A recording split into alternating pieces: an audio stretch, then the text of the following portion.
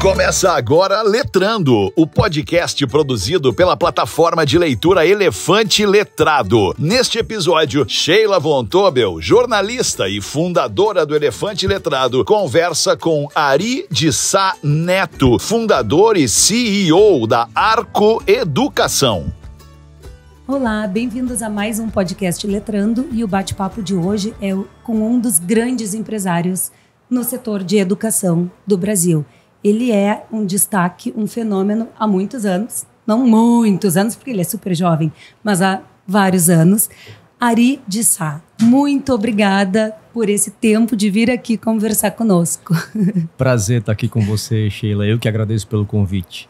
E a Mônica vai participar desse podcast com a gente para bater esse papo e tentar sugar tudo que a gente puder para aprender com esse fenômeno que é o Ari. E já quero agradecer o Laurinho Fiuza, que nos apresentou, que é um amigo de ambos, muito querido. Verdade. Um beijo, Laurinho. Ari, me conta, para quem não te conhece, quem é o Ari de Sá, e nos conta que empresa é essa, Arco Educação. Tá bom, vamos lá. Eu sou Ari, sou CEO e fundador da Arco. A Arco tem um pouco mais de 20 anos. Eu nasci em Fortaleza, no Ceará, mas a trajetória da minha família com educação começa há mais ou menos uns 80 anos. Meu avô, de quem eu carrego o nome, que se chamava Ari, ele comprou uma pequena escola no Ceará em 1944. E essa escola, como tudo em educação, demora muito, com a necessidade de visão de longo prazo. Uns 50 anos depois, essa escola se tornou uma das escolas referências no Brasil. Eu fundei a Arco, como eu falei, há 20 anos atrás, a partir da experiência da escola, a partir dos resultados acadêmicos de excelência que a escola tinha, as classificações no Enem, nos vestibulares, nas Olimpíadas, no ITA, no IME. E a gente começou essa jornada lá com a nossa primeira marca, que se chama SAS. Então o SAS foi a primeira marca da Arco. Que significa? Sistema Ari de Sá. E desde então a gente conseguiu avançar bastante nessa jornada. Hoje a Arco atende a 10 mil escolas no Brasil, com 3 milhões de alunos nas escolas particulares. E a gente teve a felicidade de trazer outras marcas muito importantes da educação brasileira para o nosso portfólio.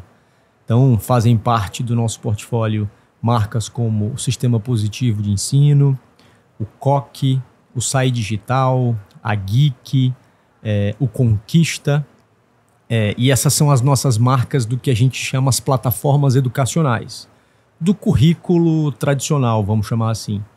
A gente tem uma segunda divisão na Arco, Sheila, que é Arco Plus, que são atividades extracurriculares, como o inglês, como o Maker, como inteligência emocional, e todas essas soluções estão agrupadas no que a gente chama de Arco Plus. E a gente tem a terceira vertical, que é uma vertical mais nova, que tem a parte de gestão e finanças, que são as empresas Isaac, que faz gerenciamento de recebíveis para as escolas, ActiveSoft, que é um software de gestão para as escolas, e ClassApp, que é uma agenda digital de comunicação. Então é assim que a gente se organiza hoje e tem essa alegria e responsabilidade de educar uma parte importante das nossas crianças e jovens no Brasil. Eu tô te ouvindo e tô só lembrando das imagens aqui na feira Bete Educar. Já passei por todas essas marcas e que a gente nem sabe que são da Arco. Então, Mônica, antes de passar a palavra para ti, como é que faz, Ari, para administrar tantas empresas e com tanta competência? E a gente está falando de educação, muita responsabilidade no que se faz. Como é que tu, enquanto empresário e grande líder nesse setor, administra tudo isso? Acho que tem uma primeira parte da equação, que é responsabilidade do líder, que é dar a visão. Então, por conta da nossa origem, o nosso DNA, ele é muito de qualidade e de longo prazo. Eu acho que o conselho mais importante que meu pai me deu na vida profissional foi: se preocupe com a qualidade, porque todo o resto virá como consequência. O crescimento, a rentabilidade, o retorno financeiro. Mas se você não tiver qualidade, não vai ser sustentável. Então eu acho que esse DNA é algo muito forte na nossa cultura.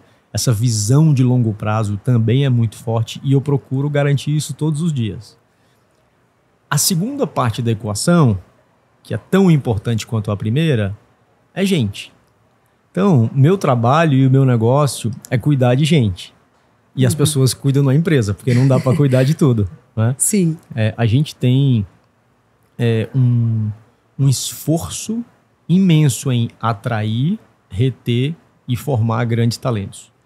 Eu diria que essa provavelmente tem sido a maior razão pela qual a gente conseguiu crescer. Então, dar oportunidade para as pessoas de crescerem nas suas carreiras, de aprenderem, não é? De evoluírem. E ter um time muito forte é a única maneira que você tem para escalar o negócio. Nós acreditamos muito em tecnologia, mas a tecnologia sem o fator humano ela não funciona, né? Então, simplificando a resposta, Sheila, eu acho que é visão de longo prazo, qualidade e pessoas, time, para poder escalar o negócio. Ari, nós todos estamos num ambiente educacional... Um pouquinho mais perto do microfone. Que é fruto de muitas discussões, né, dentro do Brasil, né? A educação brasileira tem grandes desafios a vencer. Mas a gente vem percebendo no ambiente público, a exemplo aqui de São Paulo, uma associação muito interessante de ver coisas para mudar a educação para muito melhor, né? Fazendo gestão, fazendo preparação de professores, né? Tendo visão de longo prazo e mensuração desse processo. Como é que tu vês agora, neste ambiente, a iniciativa privada? Está com este mesmo pique? Está com essa mesma fome de inovação? Como é que tu identificas isso neste momento no cenário brasileiro? Eu acredito que esse movimento da educação pública de procurar tecnologia, de procurar conhecimento, de procurar metodologia para melhorar a educação é muito louvável. Mas vejo isso com muita força na iniciativa privada também.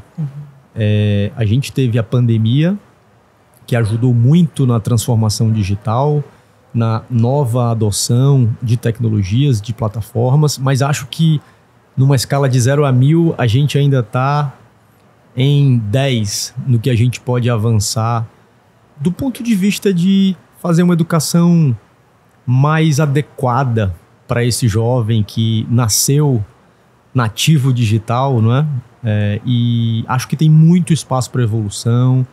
Temos aí a inteligência artificial, que é uma oportunidade incrível. Então, vejo aqui na feira muitas startups testando soluções, ousando. Acho que é um movimento muito bacana, porque eu tenho um pouquinho de mais de 20 anos na área e vejo como os nossos educadores, eles são muito inteligentes, muito afetivos, mas muito intuitivos. Não gostam de tomar decisões baseadas em dados. Então, eu acho que trazer a ciência para a educação, para tomar a melhor decisão sobre a performance acadêmica, sobre a gestão escolar, é muito, muito louvável, muito bacana. E a gente só consegue isso com tecnologia. Então, acho que a gente está num momento muito intenso de inovação e de novas tecnologias vindo para nos ajudar. Como é que tu acha que a gente quebra essa barreira das pessoas que têm resistência a ver dados para mudar a educação? Primeiro, demora. Não dá para achar que a gente vai criar um programa que vai aumentar o engajamento. Então tem que ter muita persistência e resiliência. Mas eu acho que é formação. Se a gente consegue estar dentro da escola e mostrar para os professores, para os gestores e coordenadores como eles podem decidir melhor se eles observarem os dados, inclusive demonstrando casos anteriores de escolas que já fazem isso, acho que isso pode gerar um engajamento muito bacana. Demora, mas a gente consegue. Ari, qual foi o momento mais desafiador nesses 20 anos? Bom, tu já nasceu numa família que está nesse setor de educação, mas o Ari profissional, a pandemia foi um momento muito desafiador? Não foi? Ou qual foi o momento para ti? Uma ótima pergunta.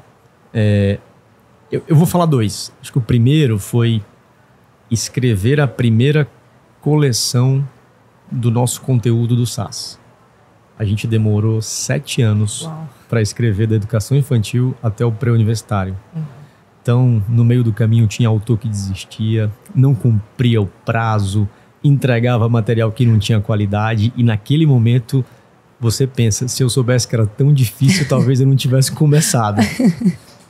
Só para dizer que no final dos 7 anos a gente descobriu que tinha que fazer tudo de novo. Porque conteúdo é algo vivo que precisa de atualização sempre. Então, esse foi um período muito desafiador. E certamente o segundo foi a pandemia. Quando a gente viu as escolas fechadas do dia para a noite, perdendo alunos com inadimplência, sem saber utilizar as ferramentas digitais, isso foi uma situação de muita apreensão, né? A gente tomou a atitude de apoiar as nossas escolas durante esse período. Acho que, ao mesmo tempo, houve a oportunidade de acelerar muito o desenvolvimento de tecnologia. Acabou sendo uma oportunidade, mas acho que até pessoalmente para mim foi muito difícil. Eu sou uma pessoa que eu gosto do escritório, gosto de gente, não sou adepto ao home office. Nós também não. Então, acho que ficar em casa esse tempo inteiro sem aquela energia do time também não foi legal. Então, estar de volta aqui é muito bom.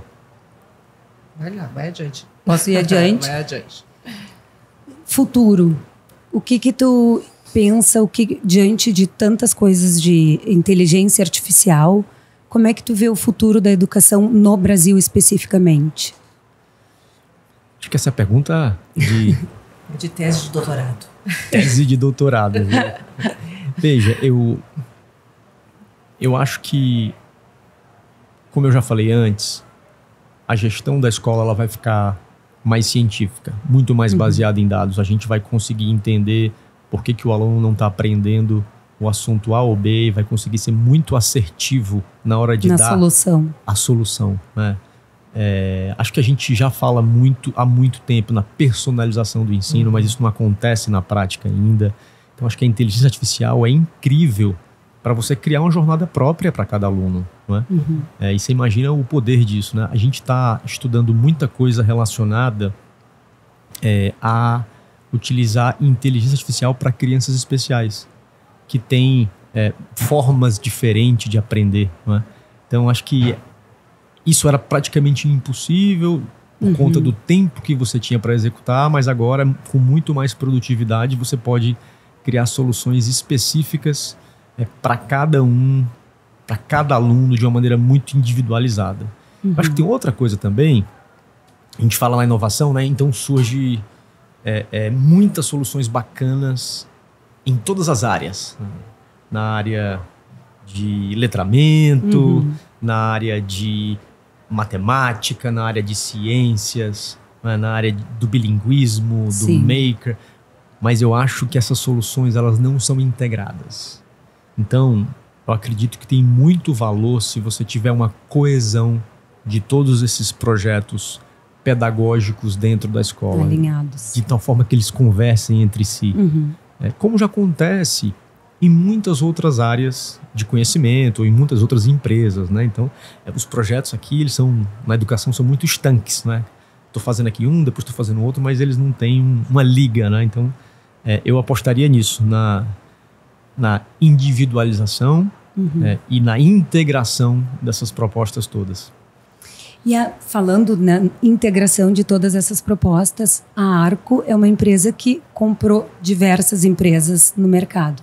Vocês têm essa veia de inovação e estão sempre atentos ao que tem de melhor no mercado e acabam adquirindo muitas vezes. Como é que é a tua visão com relação a tantas startups que estão aqui, por exemplo, na feira? Qual é a tua visão como líder e empreendedor? O que te chama atenção numa empresa para avaliar e ver se ali na frente vai fazer sentido ou não? E qual é o feeling que tu tem do negócio quando tu vê e para de repente tomar uma decisão de seguir adiante uma conversa? Ótima pergunta. Eu vejo 3 coisas. Primeiro, esse negócio, esse produto, essa solução resolve uma dor importante da escola? Ou é vou chamar um acessório. Né? É uma dor mesmo? Isso que está gerando valor na aprendizagem, na gestão?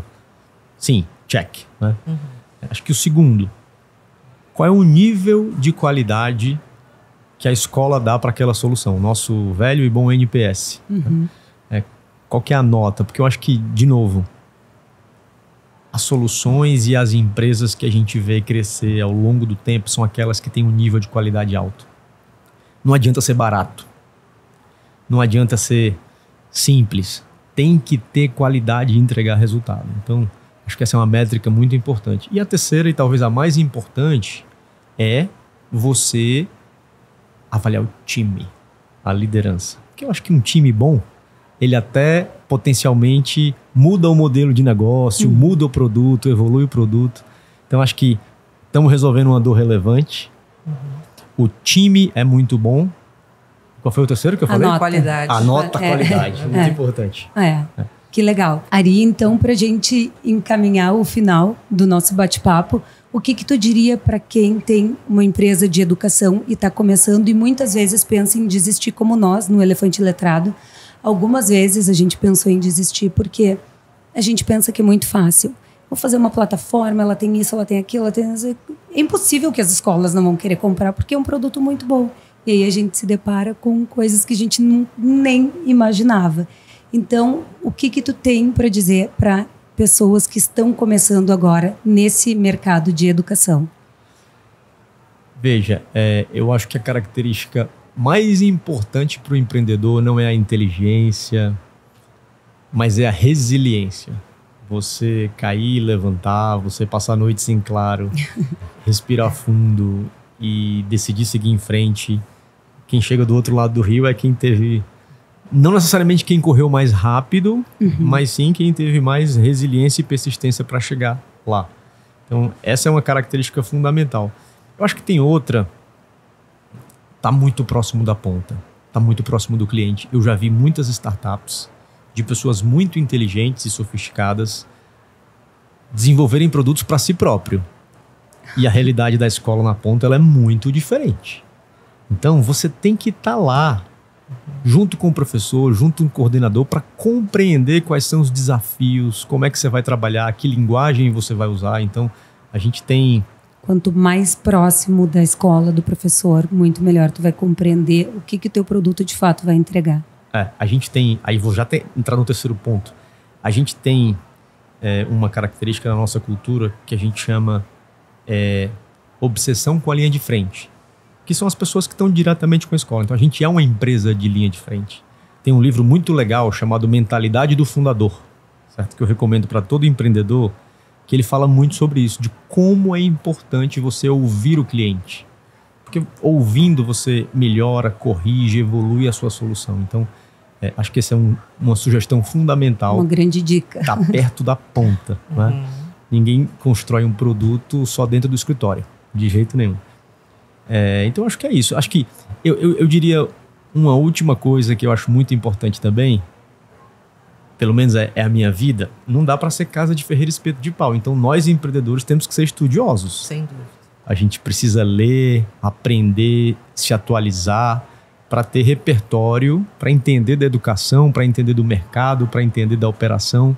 Então, acho que aprender fazendo é muito bacana, mas a gente não pode parar de estudar e aprender nunca. Maravilha. Bom, para encerrar, eu quero te dizer que algumas pessoas da tua equipe passaram por aqui, todos te elogiando muito. Disseram que é incrível trabalhar contigo, que tu trabalha muito próximo do funcionário, que tu é atencioso, que é gentil, que é muito bacana de trabalhar, que é inteligentíssimo, obviamente, a gente já sabe. Mas é muito bacana de ouvir a equipe falando de ti nas tuas costas, falando muito bem. Então, parabéns por ser assim, obrigada por ser um exemplo para o nosso país. E foi um prazer te receber aqui. Muito obrigada. Obrigado pelo convite de vocês. Queria parabenizar também a vocês pelo trabalho, porque não existe uma forma mais bacana de ser reconhecido do que pela qualidade do que os clientes que a gente tem e que usam o Elefante Letrado falam bem de vocês. Que legal. E vocês essencialmente estão resolvendo uma dor muito importante, né? Porque quem aprende a ler, aprende a fazer tudo. Tá salvo. Tá salvo. Então tá, muito obrigada, Ari. E para você que nos assistiu, se puder curtir, comentar, compartilhar, a gente agradece. Obrigada, Ari, mais uma vez. Obrigado, gente. Este foi mais um Letrando, o podcast do Elefante Letrado, com a apresentação de Sheila Von Tobel.